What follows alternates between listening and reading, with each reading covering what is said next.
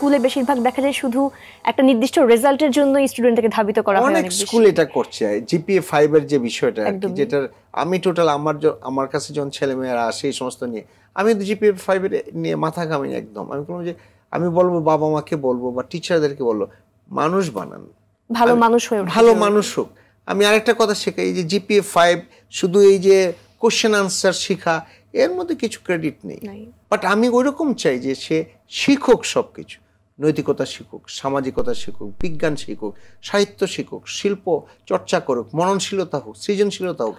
এইগুলি চর্চা কিন্তু আমাদের করতে হবে, না হলে কি তরুণ সমাজকে আসলে রক্ষা করা যাবে না, তাহলে কিন্তু হারিয়ে যাবে। একদমই তাই স্যার। এই যে মাদকাসক্তি প্রতিরোধে আমাদের সামাজিক দায়বদ্ধতার জায়গা থেকে আরেকটা ছোট্ট কথা বলি, সেটা হলো যে ধর্ম চর্চাও কিন্তু মানুষকে ভালো রাখতে পারে, সেটা যে ধর্মই হোক, সেটা মুসলিম হোক, হিন্দু হোক, খ্রিস্টান, হোয়াট এভার ইট ইজ। ধর্ম কিন্তু মানুষকে মানুষ করতে সাহায্য করে, মানবিক হতে সাহায্য করে। ধর্ম কিন্তু কোনোতেই উগ্রতা, এই আসক্তি, এটা কিন্তু পছন্দ করে না।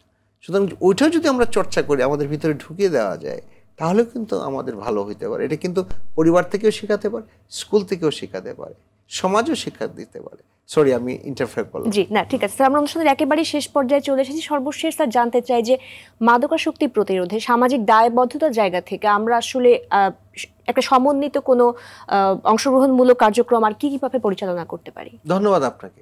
রাইট, মাদকাসক্তি যদি প্রতিরোধ করতে হয় তাহলে কিন্তু আমাদের সবাইকে একসাথে কাজ করতে হবে। আমরা বলি ইন্টিগ্রেটেড, কম্প্রিহেন্সিভ।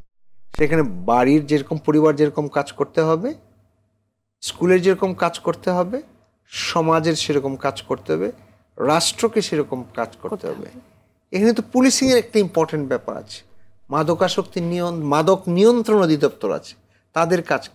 আপনার ঘরের পাশে যদি টঙের দোকানে গাঁজা থাকে, তাহলে আপনার সন্তান সহজেই কিন্তু হয়ে যাবে। সুতরাং এই অ্যাভেলেবিলিটি যে ড্রাগের, সেটা কিন্তু বন্ধ করতে হবে। সাপ্লাই যেটা, সেটা বন্ধ করতে হবে। সাপ্লাই বন্ধ না করলে তো পারবেন না। যদি হু হু করে মাদক বাড়ি থেকে ঢুকে বা তৈরি হয়, তাহলে কিন্তু আপনি বন্ধ করতে পারবেন না। সুতরাং এইটা কিন্তু শুধু পরিবার বা সমাজ পারছে না, রাষ্ট্রযন্ত্র ব্যবহার করতে হবে। আইন শৃঙ্খলার বিষয়টি এখানে কিন্তু চলে আসে। সুতরাং তাদের কিন্তু একটা বিরাট ইম্পর্টেন্ট রোল আছে। আমি যদি আরো বড় করে বলি, শিক্ষা মন্ত্রণালয়ে যদি এই যে শিক্ষার বিষয়টি যেটা আমরা বললাম, তারা যদি চর্চা করে হবে। আমরা যদি স্পোর্টস অ্যান্ড কালচার বলি, কালচার যদি মানুষের মধ্যে, সংস্কৃতির চর্চা হয়, তাহলে কিন্তু এই ডেভিয়েশনটা হয় না। সুতরাং তাদের কিন্তু ইম্পর্টেন্ট রোল আছে। যে মানুষটা খেলাধুলা করে, সবসময় প্রাণোচ্ছল থাকে, তার কিন্তু মাদকাসক্তি হওয়ার চান্স খুব কম থাকে। সুতরাং স্পোর্টস মিনিস্ট্রি একটা কাজ আছে, সোশ্যাল ওয়েলফেয়ার মিনিস্ট্রি, সমাজ কল্যাণ মন্ত্রণালয়, তারা যদি সমাজের এই জিনিসগুলো দূর করে, তারা যদি কিশোর গ্যাং তৈরি হচ্ছে, তাদেরকে যদি সংশোধনীর বিষয়টি দেখে, তাহলে কিন্তু আমাদের অনেক লাভ হচ্ছে।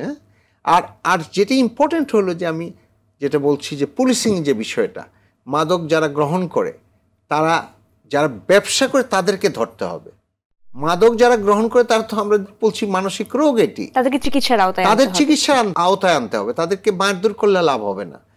এই চিকিৎসার ব্যবস্থাটা কিন্তু তাদেরকে করতে হবে। সেজন্য স্বাস্থ্য মন্ত্রণালয়, আমাদের এখানে প্রশ্নটা আসছে যে মানসিক রোগের বিষয়টি, কয়টা হাসপাতাল আছে যেখানে এই চিকিৎসাটা হচ্ছে, কয়টা বেড আমাদের দেওয়া আছে? আমরা বলছি 80 লক্ষ মানুষ মাদক আসক্তি আছে, তাদের চিকিৎসা করার দরকার, আমার হাসপাতালে বেড কয়টা? সেই জিনিসটাও কিন্তু সরকারকে দেখতে হবে। এই পুরো জিনিসটা টোটালি আমাদের সবাইকে একসাথে যদি আমরা কাজ করি, তাহলে কিন্তু মাদক মুক্ত হওয়া যাবে। আর মাদক মুক্ত না হতে পারলে কিন্তু সমাজ সুন্দর করা যাবে না, তরুণকে সুন্দর করা যাবে না, তাহলে কিন্তু আপনার দেশ সুন্দর হবে না। এটা আমরা বলতে পারি। অনেক ধন্যবাদ স্যার, এবং আশা করছি আজকের অনুষ্ঠান থেকে দর্শকরা অনেক উপকৃত হয়েছেন এবং কর্তৃপক্ষ নিশ্চয়ই এই বিষয়গুলোতে আরো আন্তরিক হবেন এবং তরুণদেরকে আমরা মাদকাসক্তি সমস্যা থেকে আসলে দূরে রাখতে পারবো। অনেক ধন্যবাদ আপনার মূল্যবান সময়ের জন্য। ধন্যবাদ আপনাকে এবং RTV।